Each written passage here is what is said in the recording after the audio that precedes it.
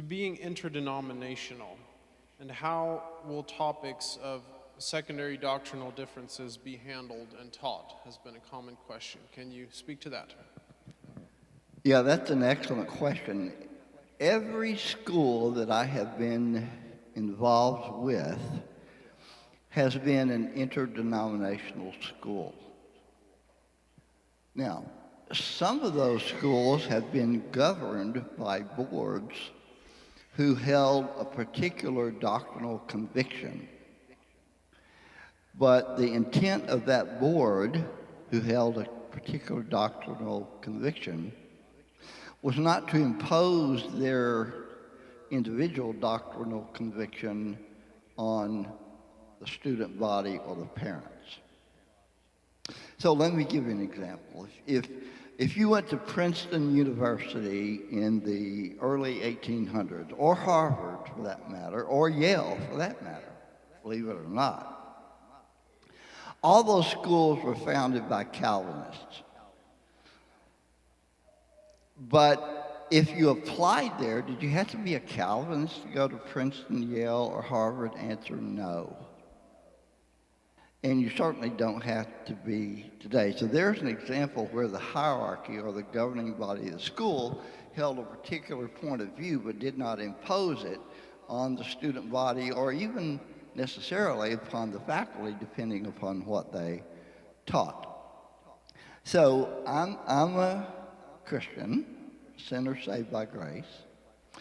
I have very strong doctrinal convictions, and very possibly some of my doctrinal convictions will differ from some of yours.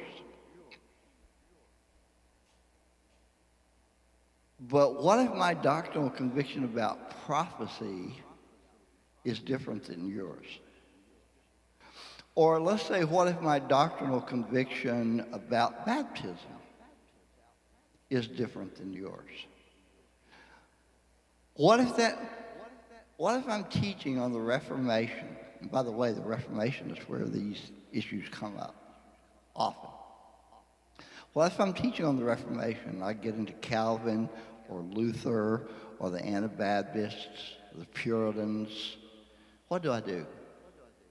What do I do if I'm teaching Luther, the real Luther, versus Erasmus?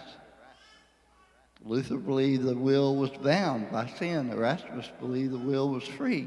Who do I advocate in the classroom? Luther in the bondage of the will, Erasmus in the freedom of the will? No, I don't advocate either one. I don't advocate them. I may hold a position about that, as I certainly do.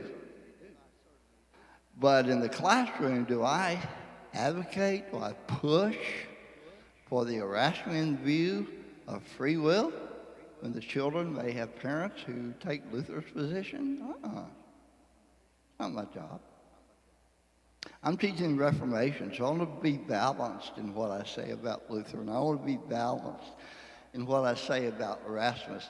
And I want to leave secondary issues of Christian theology to the parent, and no offense, parents, but more important than you is your church. You see, the home is not going to last forever, but the church is. And to give authority to parents and churches or pastors is much more important than pontificating my point of view in the classroom.